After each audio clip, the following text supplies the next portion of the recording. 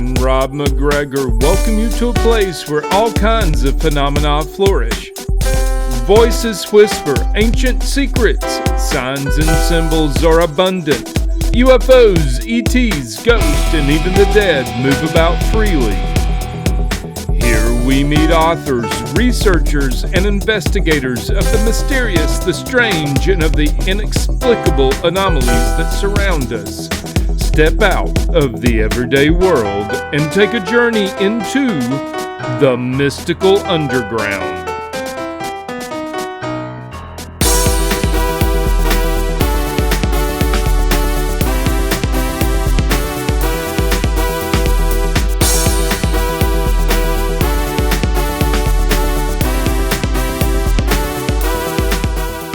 Welcome to the Mystical Underground. Thank you for joining us. This is Trish McGregor and Rob McGregor and our producer and tech magician, John Posey. You can go to themysticalunderground.com where we make regular blog posts and where you can find out about our books. Among them are Phenomena, Harnessing Your Psychic Abilities, The Secrets of Spirit Communication, Sensing the Future, and Aliens in the Backyard. Our upcoming book is called The Shift, Reports from the Mystical Underground. And Trish's new novel, White Crows, will be out on May 24th. Rob has been slowly releasing the audio edition of Indiana Jones and the Staff of Kings. Our guest today is Reverend Dr. Sharon-Elizabeth James, who 10 years ago founded the Cosmic Center of Spiritual Light in Sarasota, Florida. Earlier in her life, she underwent 4 years of intense metaphysical and spiritual training in Theosophy, New Thought, Spiritualism, and ancient and contemporary religious beliefs at the Spiritual Science Center of New York. She has a doctorate degree in Theosophy and Divinity and was ordained in June 1989. The same year, she made Florida her new home. Welcome, Sharon-Elizabeth. Thank you so much. Sharon or Sharon-Elizabeth? I go by Sharon-Elizabeth. I brought in that Elizabeth energy early on. There's a whole story about that. We all have these stories, how things intertwine and how we manifest. Okay. Let's start in your bio. In your bio, you say that you experienced cosmic consciousness at the age of 2.5. So what exactly happened that you remember, and how did it affect you at that age? Well, most certainly how it affected me is that it put me on this path, ever since, seeking to get that back on this journey. But I actually have my memory from a year and a half. So, and even prior to that experience, I remember vividly, my parents were having a party. There was a party going on. And I was actually in the crib in another room, but I could hear the noise and, people. And ever so often, people would come in and check on me, specifically my mother and my aunt. So I remember them coming in. It's very interesting because as I think about it now, there was a doll, and it was like a fabric doll, a stuffed fabric doll, but it had a pointed head. So it's sort of like, if you remember Saturday Night Live, they had the cone heads. So it was like I had this cone head doll that was the same size as me. And so I think about it, I said, that was my first encounter with an alien, I think. In the crib. Little did I know what was to come. But at any rate, at 2.5, I was about 2.5 years old because, I had asked my mother, like the timeline on this. And they lived in an apartment in New York, different from the other place where I started growing up. So I know for a fact it was very, very young. And I was just standing by a white wall in my parents' apartment. And then all of a sudden, I just had this sense of, omniscience, omnipotency. I was one with everything. It was beyond my little 2.5-year-old body. It was beyond, whatever little brain I had going on at the time. It was way beyond that. It was another level of myself being one with everything. And in that experience of being one with everything, I had like the communication that I've been here before. I have a mission to do. and I feel that what that experience did for me, even though in my little physical 2.5-year-old body and brain, I couldn't comprehend what the heck happened, but it left a mark on me. It was almost like, don't forget. I feel like it was imprinted with a don't forget your cosmic memory. Don't forget. And so as I got older, part of the things that happened after that is that early on, maybe I don't know, 5 years old, 6 years old, when I begin to see what the world is like, I'm like in complete horror and shock. I'm like, oh my gosh, I'm not supposed to be here. I was like, really, honestly, I was so upset.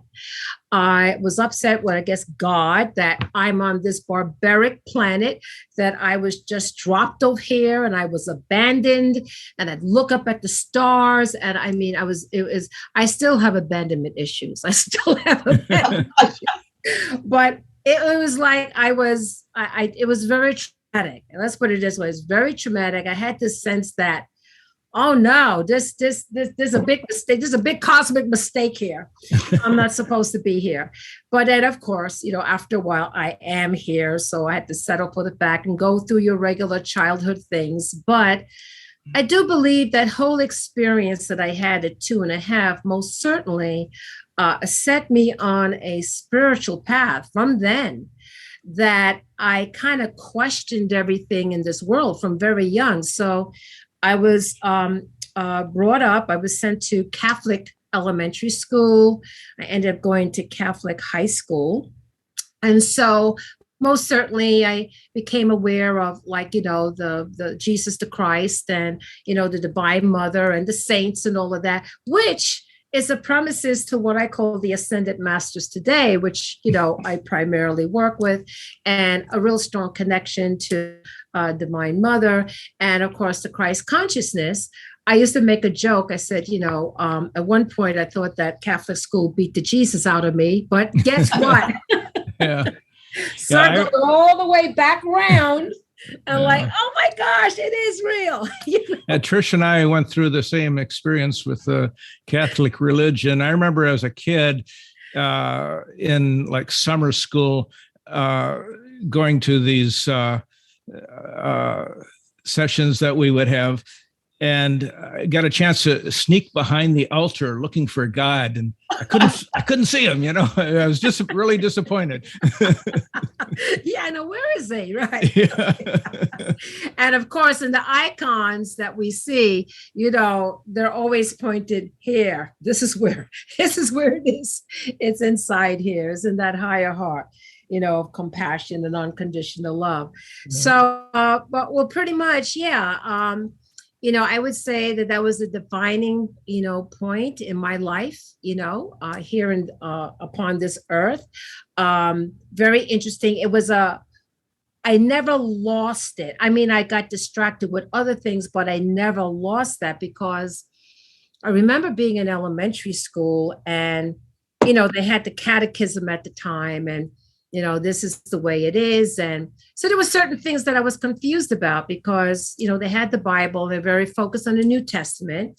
I know that, but I said, well, what about the Old Testament? So, don't worry about that. That really doesn't matter that much as to New Testament. So as a kid, I'm like, well, why do they have it in the book? I was like, so, God bless, I listen to little children because they're so innocent and like, they're like, this isn't making sense to me, or, they're still so pure of heart. But then another defining time, I would say, and very, very young, I experienced, well, first of all, I don't think I was fully connected in my body until after kindergarten, and so I felt like I was observing myself, which I've come to know to be what I call the neutral observer. There's a higher part of yourself and you're sort of observing.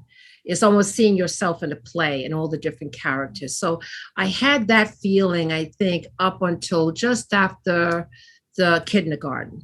And then when I went into the first grade, it was a beautiful nun, and she really came from the heart of compassion and unconditional love, what I call a golden heart. And in fact, she became a cloister.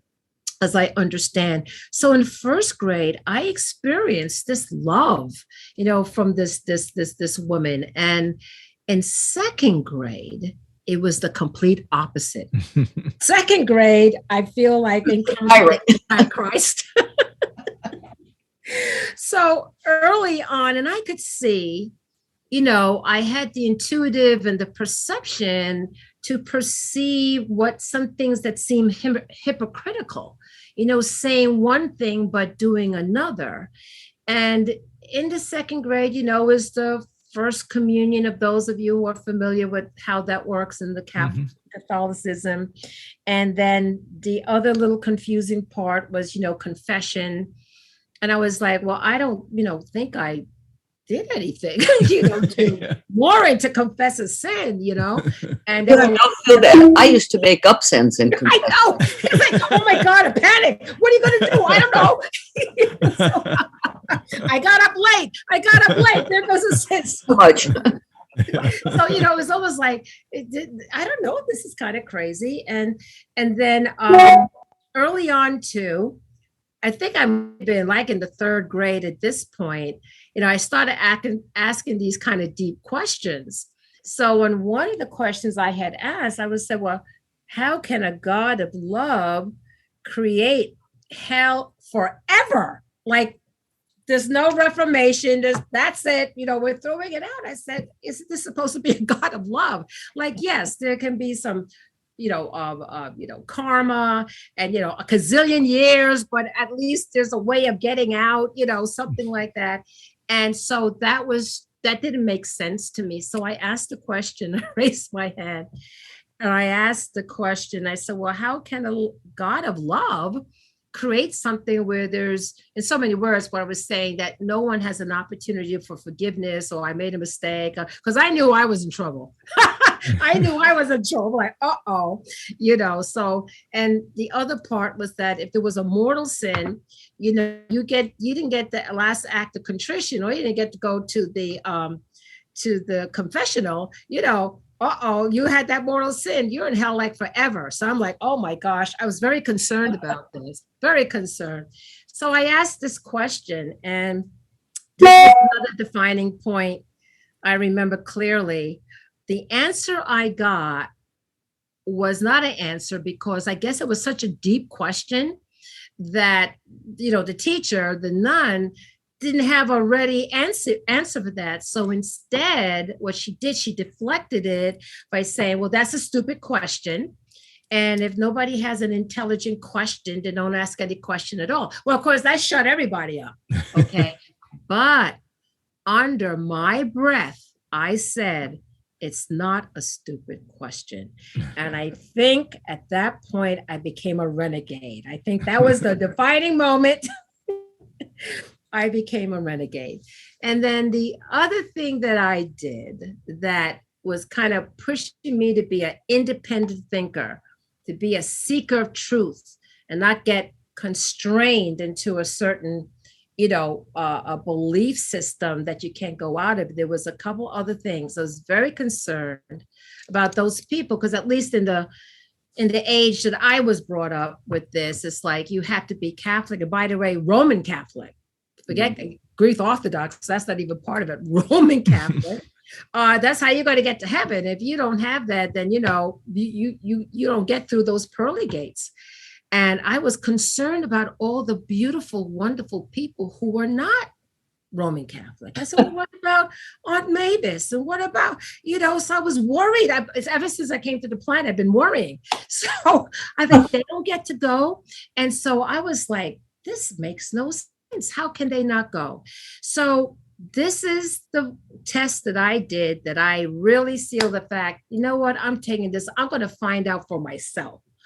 And that was when I asked one question, and I did my own experiment. And at the time there was a nun, a brother, and priest. And I think it was the St. Joseph nuns. It was the Franciscan brothers. I'm not sure which, I don't know if they were Jesuits. I'm not sure which one the priest was at the time. But at any rate, I asked this one question, each of them.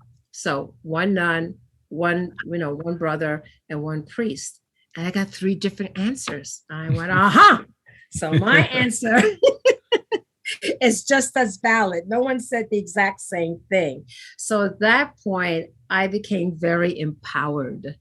And I just decided, you know what, I'm going to check this out on my own. I'm going to talk to, Jesus and so forth. And, at one point there was a disconnect with Jesus in that I was searching, because it was the Jesus on the cross. And I never kind of related to that. The cross, and you have to suffer, and then after that, you can, get to heaven, be happy ever after.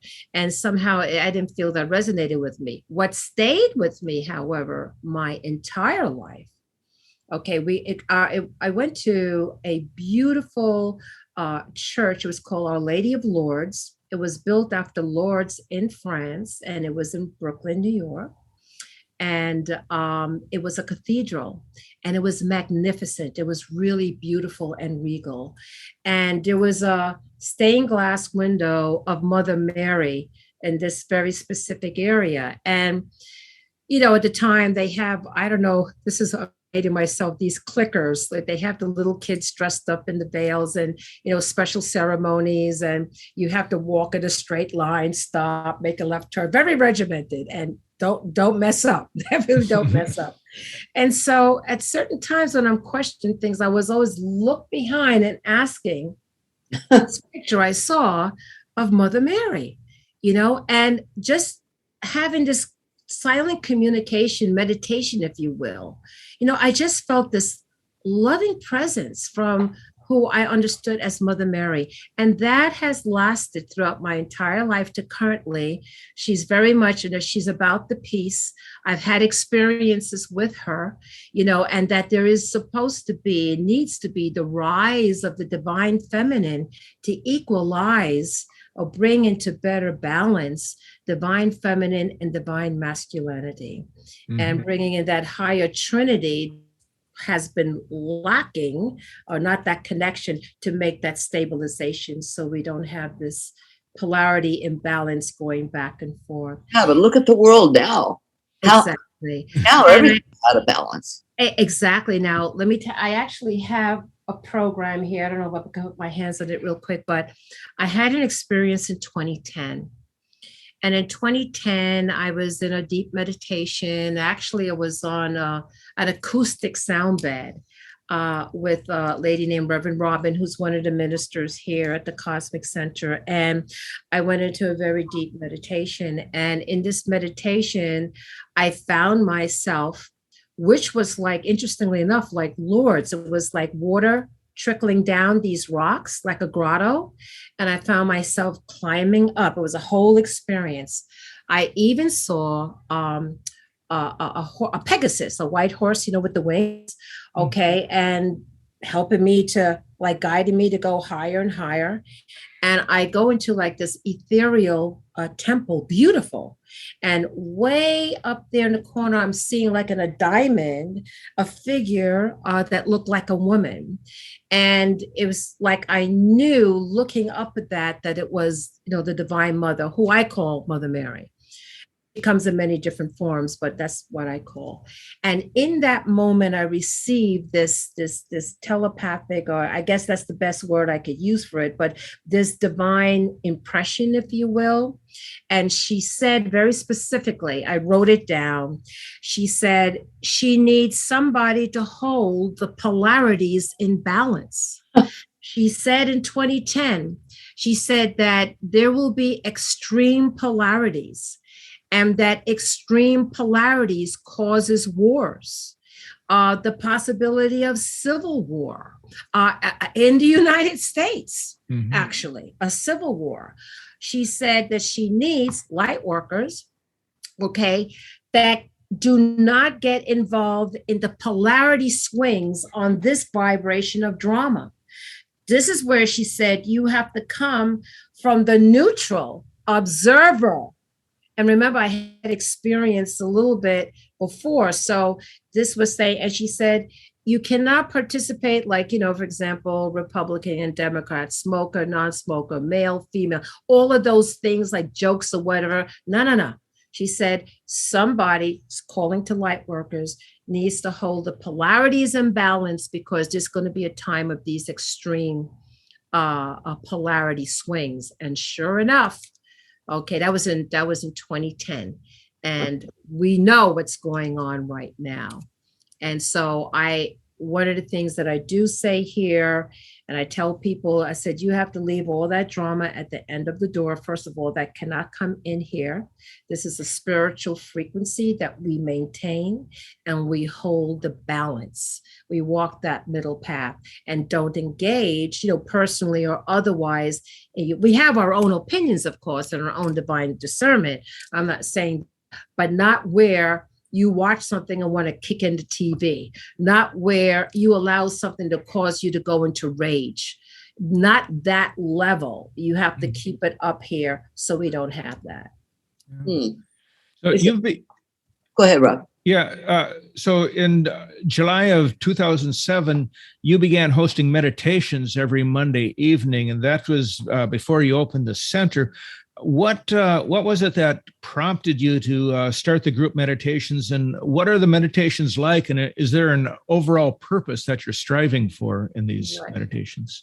Well, I've come to find out that more than meditation, I now call them transmission meditations, because really it's a transmission. That was a very interesting journey. So at some point, a couple of things happened. So let me go back, and for your listening audience, some may relate to this or they may be in it. I remember now I'm after college, career and all of that stuff going on. And I've always had this awareness with me.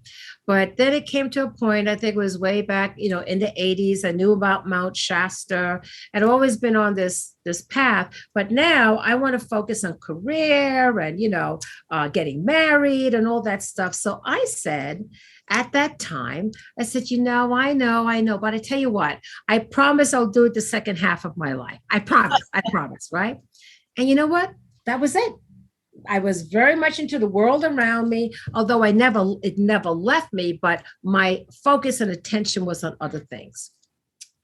When I turned 50, right? Have you seen The Matrix? When Neo gets that thing behind him. Well, it was something like that. And it was a result where I was connected with this particular church, and it was a spiritualist church. And, I was always intuitive, so I could do some work, but there was something else. There was something else. And at the time, let me just regress a minute. I had an experience in 1989 of which is what you will see, the name of our logo. It's round and it has this. Let me show you something.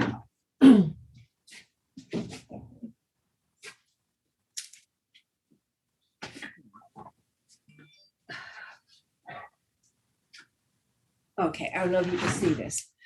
Well, this is what happened to me when I was in college, right? And so it's called the universal cause. And basically what it says is that it's all one. That was the next impression. It's all one, all one. And at the time, they didn't have the vocabulary like unity, consciousness, and oneness. They didn't have the vocabulary back then, but that's what it meant. 33 years later, okay, there goes the symbol, okay, as manifested as the cosmic center of spiritual light. And I just want to tell people, there's a divine timing and everything. And at one point I was like, well, I guess this is not supposed to happen. I always thought I did a visualization chart and I felt that I should be like head of a church or something, from way back when. And then when I had this experience, well, maybe it's, going to be a church in some point, I don't know. And 33 years passed because I didn't know. They're like, no, you're not. Yes, much respect for spiritualists. There are people that I've seen such great healing, knowing that their loved ones are okay. And I know many other spiritualists, high-powered spiritualists that can do that. But the understanding that I had is that, no, that's not where you're at. And I had an experience where I saw the galaxy, and they were like, "No, you're cosmic. You're in this bandwidth. This is where you're at. That's home." Of course, it took years for me to get to that level, to go beyond, beyond, beyond. And so the anchoring light, to answer your question, Rob, is after this, after 50 years old, I did a, oh my gosh, I have it right here. I had this calendar of the goddesses. And I was in, at the time, a very patriarchal kind of controlling environment. It was sort of like a love-hate relationship, because they didn't want me to say Father, Mother, God. This is a long time ago now.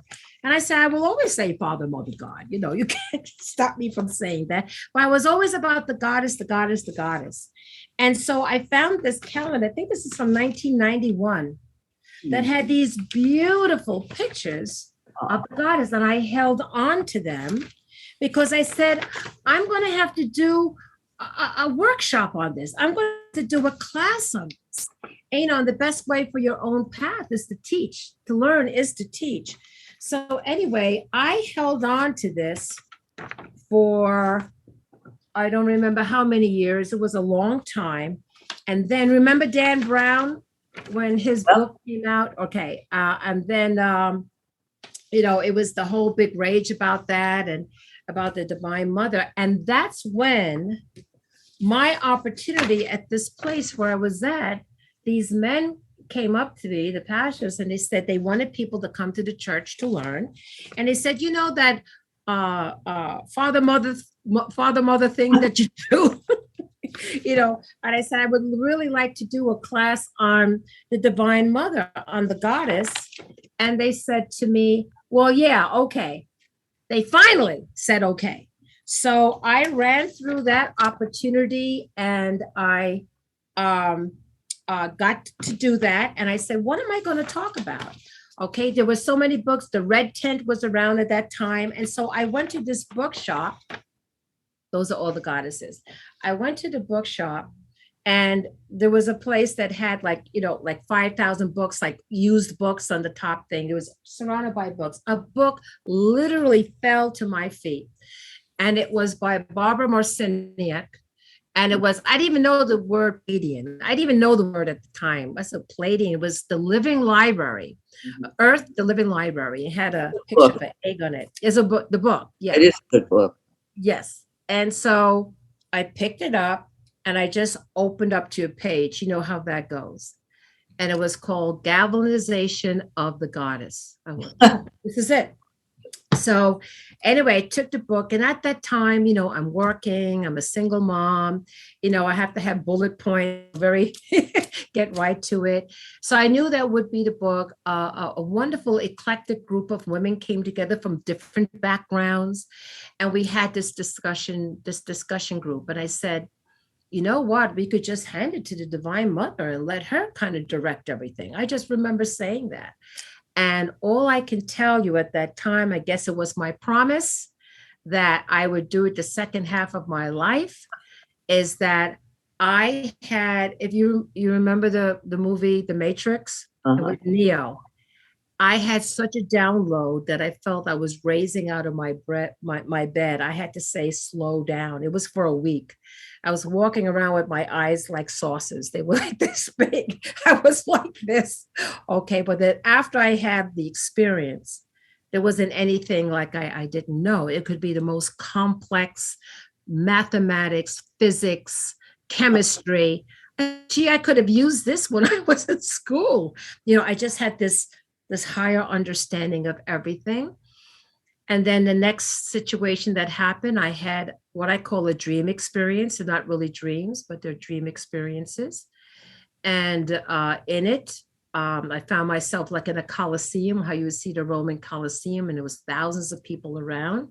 And at the center looking down, I see like, you know, these like majestic beings. And so I'm looking around like, hey, what am I doing? What is this place? Where am I at? And everybody's looking at me. I'm like, what? They're all staring at me. Anyway, I go down there and I'm given this huge book, which I call the Book of Earth. And in this experience, this being, I'm not sure it was Thoth, because Thoth came to my life at this time. But my eyes can only go as far as the shoulders. I couldn't see from here up. And they hand this book, which is a huge book. I open it up. And it wasn't like hieroglyphics. What it was like how you would do water paints, like the colors. And the colors spoke to me emotionally. And I remember being in shock. I was like, what? Oh my God, what? And it was like telling me about the earth, what was going on the earth from a cosmic perspective. And whatever glasses, rose-colored glasses I had on, those were knocked off. And I remember holding the book like this and saying, I know I can only do good with this. Right after that, okay, this has all started this rapid now unfoldment of information and guidance. And right after that happened, my son, the People to People program by President Eisenhower. Remember, he started that. And so my son was in middle school at the time, and this program came to be, and he ended up participating in that. He actually went to China for like 3 weeks. But on that brochure, it said the purpose of the People to People program was for young people to cultivate peace because governments never will. And I was like, what? What do you mean? This is way back when now. Governments never will. Doesn't everybody want world peace? That was under my impression. Doesn't everybody want this? And then I started getting what I call more, I would say were more telepathic at the time, like these ideas that would come to me that was not originating from me, because this was like stuff I didn't know. And it's like I made a contact with President Eisenhower. He's long been dead. I only knew him when I was a little girl. And then I'm guided to these videos. That's how old this is how long ago the video cassettes. And there was one that featured him, and it was the military industrial complex, what that was. And then very synchronicity, somebody gives me this, now I'm attracting this, a thing about black helicopters. I'm like, black helicopters? What the heck is that? Well, all I could tell you, okay, during this time, it was like boom, boom, boom. But guess who also came? Guess who also came to me? Who I know to be, and I say it out loud because I know who I am and what I'm connected to, the Illuminati. I was recruited, and it was done in a specific way. I know one other person the same way it happened. They don't come out saying this is who we are.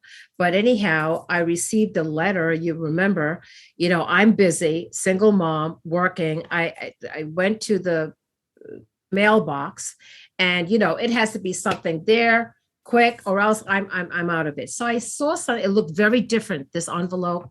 It was a par avion, if you remember those. It was the red and blue, like border around that. And it said Henderson, Nevada. I was like, what the heck is this? Anyway, and it was typewritten like an old typewriter, not like a computer. So it looked strange. So that's what let it open up. It was I think it's either a 6-page or 8-page letter, like letters typed like this. And who has time to read that? Well, I just started with the first sentence. It had my name on there. And it said things that were so intimate to me that, it started off with, you've always sensed there's something more beyond this world. You've always known this. And you could see like puzzle pieces into the future, which I could. I was like, who the heck is this? So anyway, I ended up. Do you still have it? Huh? You still have the letter? I still have it. Yeah, I still have it. And I ended up reading the entire thing, standing there, reading each page to the end. That's how intense this was.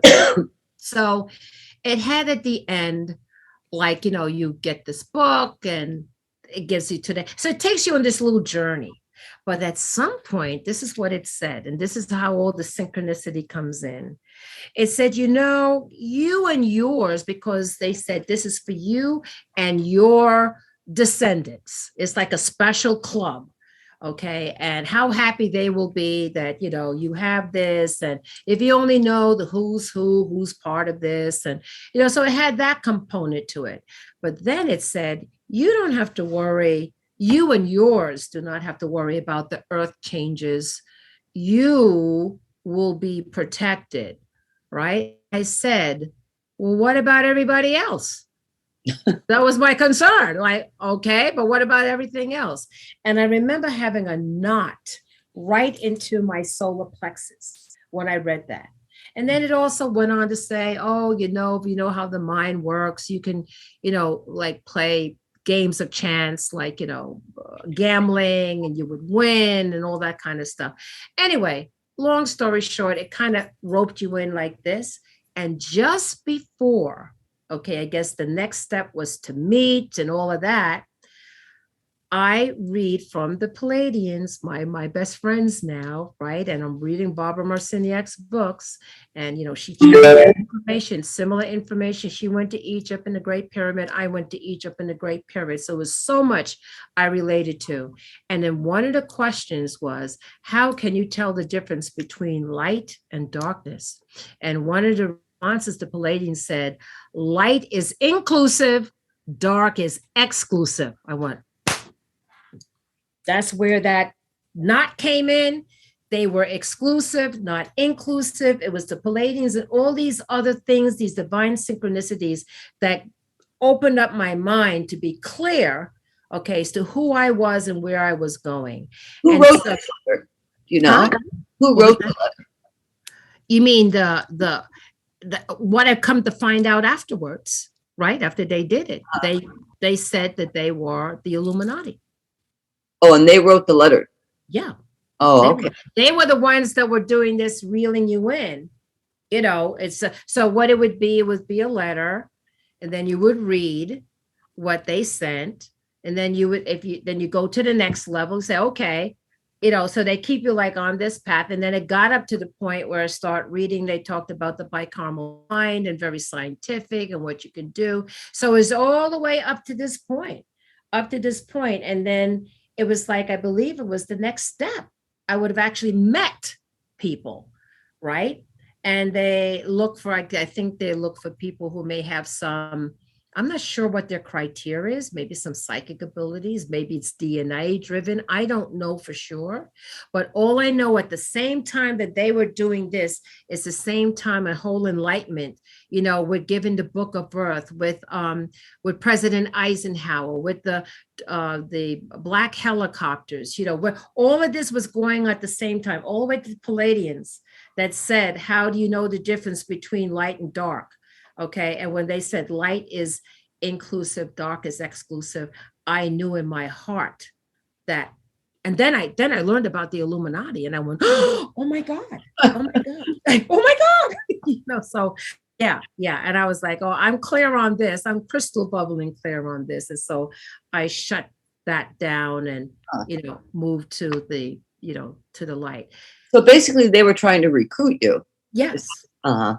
Yeah. And they go on, they recruit quite a few people. If you don't know better, they're going to lure you with, this is an exclusive club, and, this is only, these deep inner secrets of what's really going on and all of that, which is, listen, there's things out there. It's your choice whether you work with the light or dark.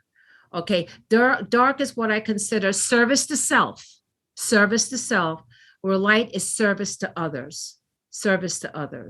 And so, of course, I have a much broader, higher understanding of that whole dynamic. I do study the keys of Enoch. I study the Gnostic Gospels. I study this level of understanding the dynamics of how did things come to be on this planet? Why are things the way they are? And most certainly, I think if anybody looks at the world, you could say there's some kind of counterforce coming in, but it's not a local story. It's a much higher cosmic story. So go ahead, Rob. Yeah. So when did you get involved in the Spiritual Science Center of New York and taking this 4-year study? Yes, it was very interesting because at first I thought I was going to be a unity minister. Okay. Now, let me say this. This is very interesting. So in elementary school, I think it was early on, I had the sense that I should be a leader. I don't want to say something. I am the most reluctant leader. Okay. I mean, I'm like, they have to pull me out and say, get up in front. I'd like to be behind the scenes and nobody knows who I am. That is not the case. I'm now out there into the public. But I knew from very young, there were things I had to get over my shyness. I had to get over my fear of dogs. It's just certain things that you have to move on this path. I knew I had to do these things. And so at some point I said, I really feel that the idea that I should be head of a church, or the only thing I knew at the time was a church. Like, I think I should be head of a church. So when I was in elementary school again, I said, you know what? I want to be a priest. And they said, oh no, you can't be a priest, but you could be a nun. And I was like, no, I know for sure it's not nun, because I know the dynamics back then. I know it's not a nun. Of course, they didn't tell me I could be a priestess. But anyway, and it was very interesting. Just a little sidebar, a little humor. So all these many years later now, I actually officiated a wedding for a former priest. And it's just a beautiful man. And at the reception, he was like a priest for 40 years. And he talked, how he loved God, and, that for his life, he needed love in his life. And so there wasn't a dry eye anyway. But anyway, where they had the wedding and where I officiated, many of his friends came, many of them older, right? And I'm there officiating. I'm looking around with all the guys with the collars on. And I said, this is interesting, because it reminded me of those same guys telling me I couldn't be a priest. I said, here's the priestess. But anyway, I found that very funny and very humorous at the time. But to answer your question, I guess what it was is that when I had this feeling that I should be head of a spiritual, or head of a spiritual a group, because somehow I felt that this was something I was supposed to do. And then how that came about, Rob, was, again, the levels of awakening. And I always told people there's a divinely appointed time, because after I had the awakening with the Palladians are the ones, I will tell you, the ones that put in the head that they need to anchor light to the planet. They need groups to anchor light to the planet. There's a whole thing with that. So I want to tell your audience, sometimes you don't understand everything. So I just said, okay, I'm going to do an anchoring light meditation. And there were people who showed up. I said, okay. So I just started to do the meditation, and they came back next Monday. And I was like, oh, wow, they're still coming back, because this is, you're unsure, you don't know. And then I realized I was always doing meditations from way back in New York. I always felt that we need to come together and meditate, that we need to have that connection. I didn't realize that it was preparing me to be what I call a channeled meditation, transmission, that it's not me, it's something else connecting to. That didn't come to me. I just started to open my mouth. But when I was trained at the New York City, New York Spiritual Science Center, they had something called inspired lectures. When you look back at your life, you could see how things unfolded to bring you to where you are. And so the inspired lectures, I could say, was a precursor to channeling, because they would get up there and say, okay, talk. It's like you didn't write anything down. Whatever the topic was, it would be inspired. So I was trained with inspired lectures that led to this, I guess, strong connection to be able to channel higher, which I come to understand. They have been, I call it the collective, but it's mostly the ascended masters, of light. It is sometimes the angelic beings and star beings. And I come to understand that now, but during the journey, I wasn't sure. And the guidance I got with that is, you don't have to know everything, because you can't. And that's where the faith comes in. And you just take one step at a time, one step at a time. And then as you take that one step at a time, you begin to understand more. You look back at your journey, you understand why things are. It is truly a spiritual journey for all of us. Okay, you talk about the Pleiades. Now, have you seen a UFO? Have you had an encounter? A physical? Oh, yeah. You have? Yeah. Well, so let's see. So after all this awakening, the dream experience, talk, the book of birth, all of that, I'm like this. Okay. I actually have these earrings on. If you can see them, has a piece of moldavite. So there were changes going on in my life at the time, and I ended up going to a gem show that was here in Sarasota, Florida. And I go by and I see moldavite. I've never was familiar with moldavite. I have those same earrings. Oh, isn't that interesting? Oh my gosh, I keep them on all the time. And I'm never without moldavite. So anyway, at this time, I see a lady and she talks about moldavite, and there's a book about moldavite. I see the earrings, I buy moldavite. I know when I put these earrings on, it helped to change my life forever. It put me in a trajectory. So I bought some pieces of moldavite. I'm reading the book and I'm doing a meditation. And when I'm doing at home, and when I'm doing the meditation, I see as clear as day what you call a flying saucer. It was round. It just came right in my third eye awareness. And I was like, and I never before connected like UFOs, or extraterrestrials and spirituality. I never connected the two. And then at some point I realized like, wow, this is part of the spiritual path, is the awareness of these extraterrestrials. And then I did the research and realized the Pleiadians. I have a particular connection with the Arcturians, very, very strong connection with Arcturians. And of course, the Andromedans, and of course, that whole thing. So that was a whole thing of study that I did, and I became aware of that. The Pleiadians are the ones that kind of guided me to do the anchoring light transmission meditation. And the Arcturians show up, and it's interesting I'm wearing this color because I started seeing lime green everywhere, lime green. And of course, I'm having all kind of moldavites all over me now. And I come to realize very clearly that when I started my spiritual path,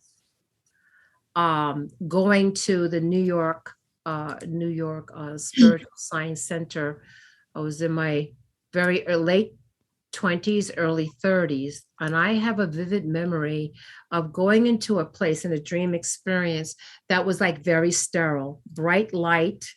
And it had like tables, like how you would see in a hospital. I remember that vividly. And I've come to find out something later on, that's neither here nor there at the moment, but that was my first memory of having some sort of an extraterrestrial contact. And then later on, I go to South America.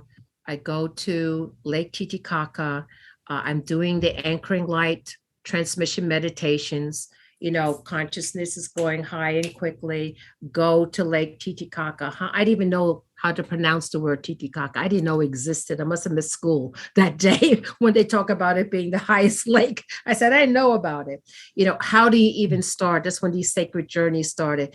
I don't speak Spanish. I most certainly don't speak, the native languages there. And I just said, okay, how do you do this? Everything was divinely orchestrated.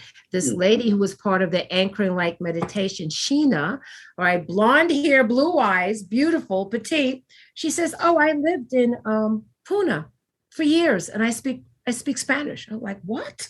And I would love to do, a tour over to Peru. I'm like, "What?" Well, here's your chance.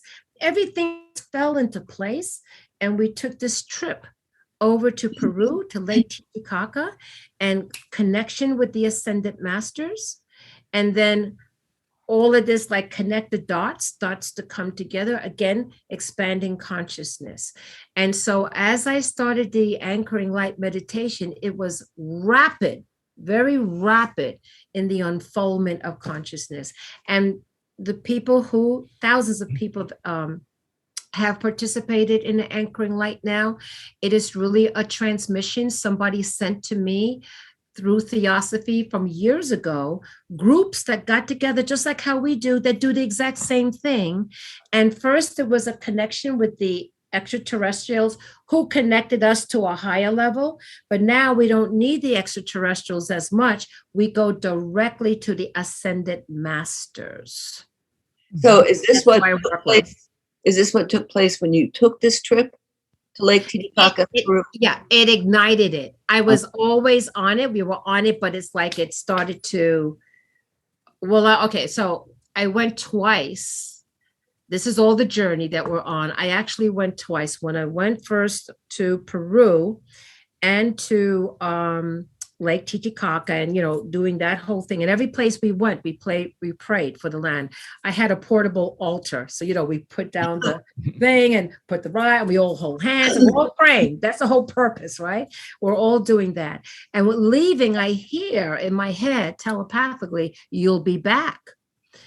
Next year, I'm back in Bolivia because Pumapunku. Who ever heard of Pumapunku? I don't know Pumapunku, but it's like you go to Pumapunku because what I understand from the Palladians, information is stored in bone and stone. Bone and stone. It was important to go and touch these ancient stones.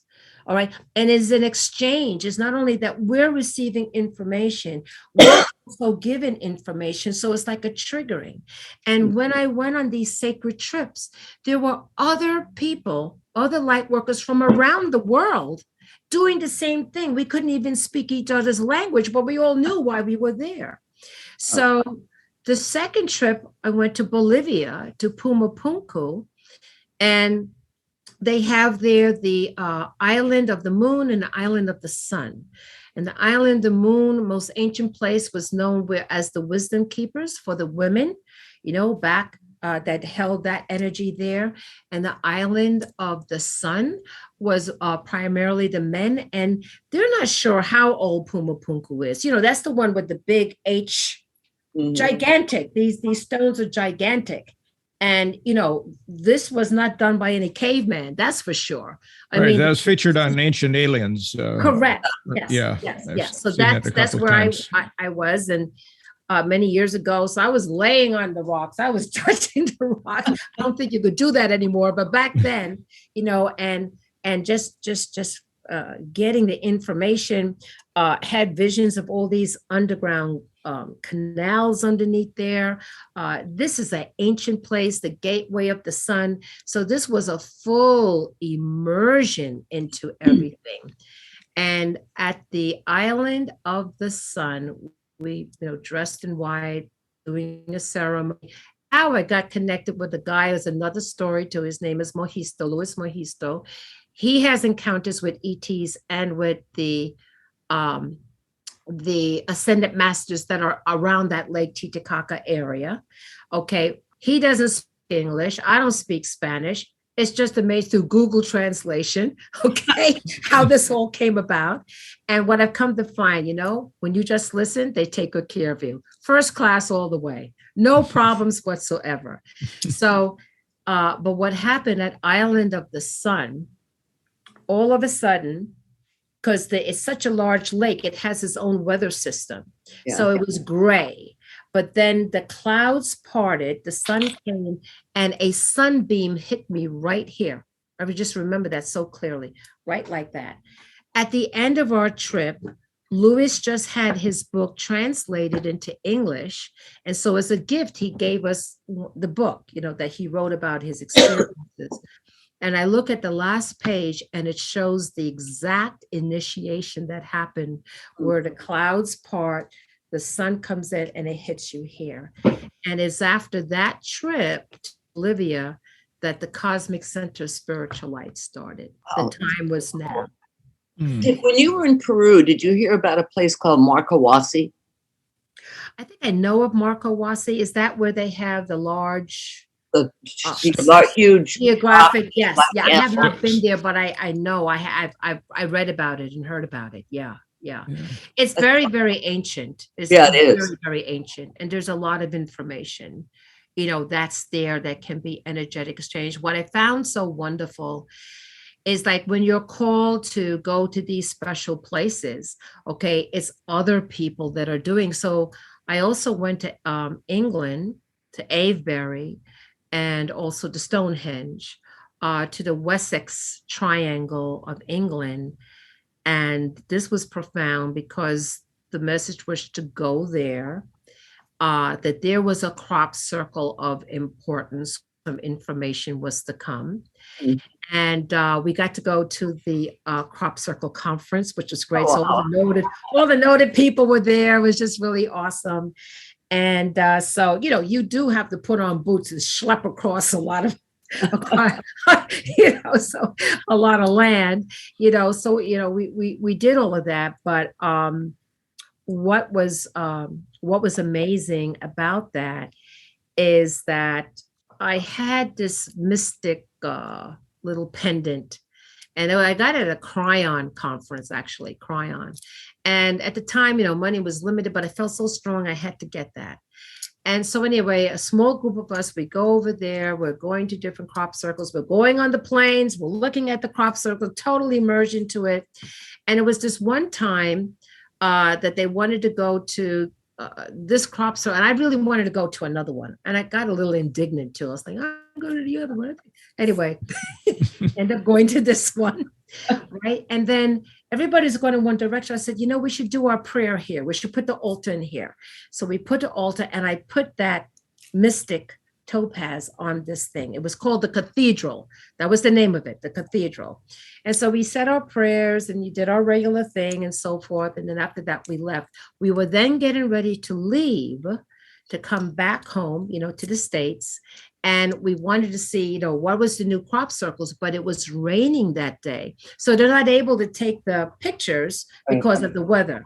So we ended up leaving, and then we finally got to Atlanta, where we had the first opportunity, to go on the website and take a look.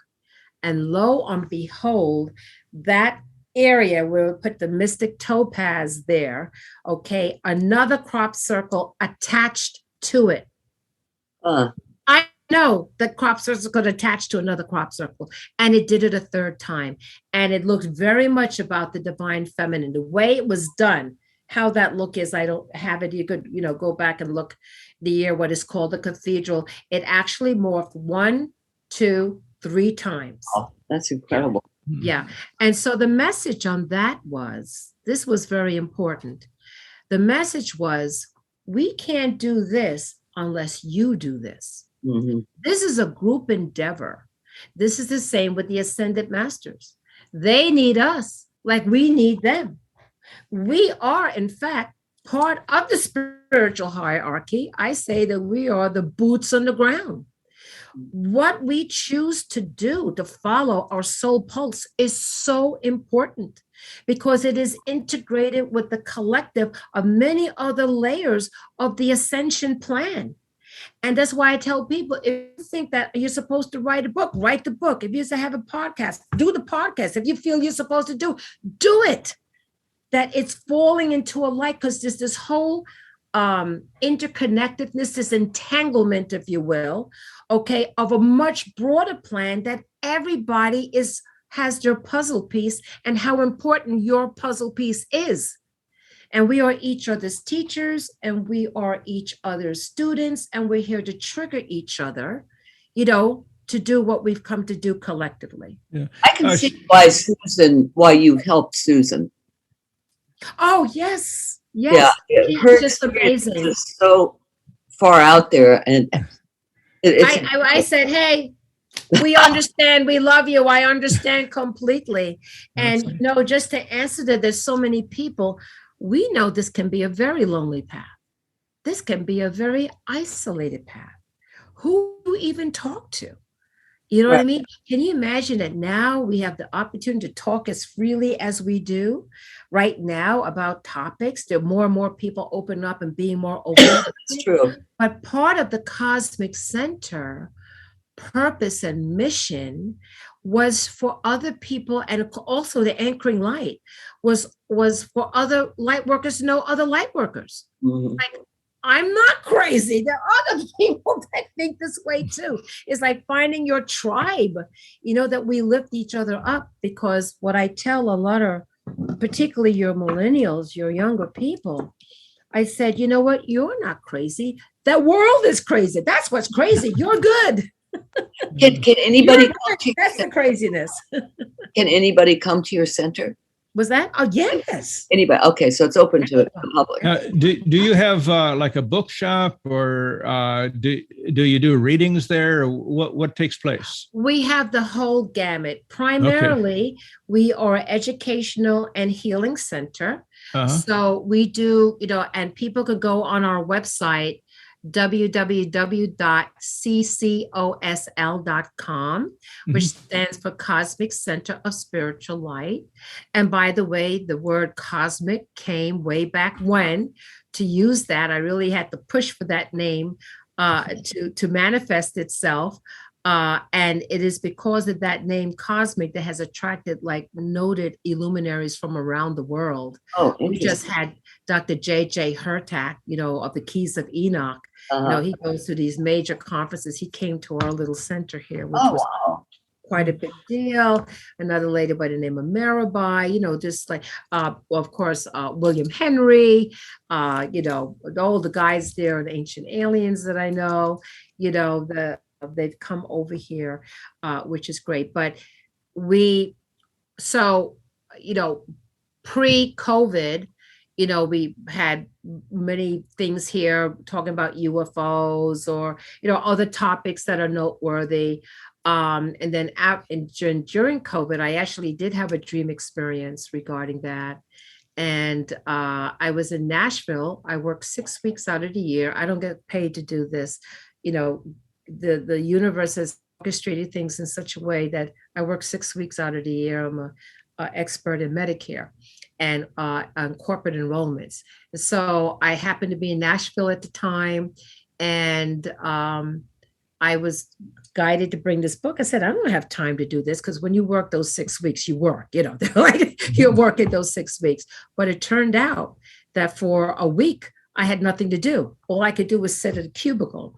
And I often laugh. I said, if somebody was clairvoyant, you'd probably see a layish kind of a light coming into my little cubicle at the time, because I was downloading. So much stuff was coming in, at that particular time. So you just never know. You have to be in the moment. But it was during that time that I got the guidance about getting the technology together. Get your technology together. So when I came back, I was like, we got to get our technology together. I didn't know why. And sure enough, when COVID hit, we had an easy transition, right? We never skipped a beat. That's great. Yeah, thank you for very much for coming on yes. to our podcast. And of course, we could talk for another 5 hours. Yeah. But Good. We'd love to come to your center, Sharon-Elizabeth, at some point. Yes, I'd love that. We like Sarasota. Absolutely. And it's a pleasure to meet you, Rob and Trish. I felt so comfortable because of the light that we all are, which is wonderful. I thank you so much. Yeah, we'll send you the link when it goes up. So thank you very much. Okay. That'll be awesome. Okay. Bye now. Take care. Bye.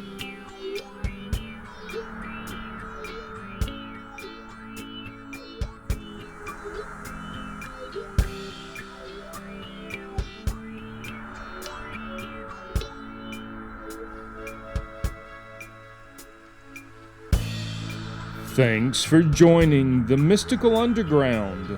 Visit www.themysticalunderground.com for the latest blog post and book info.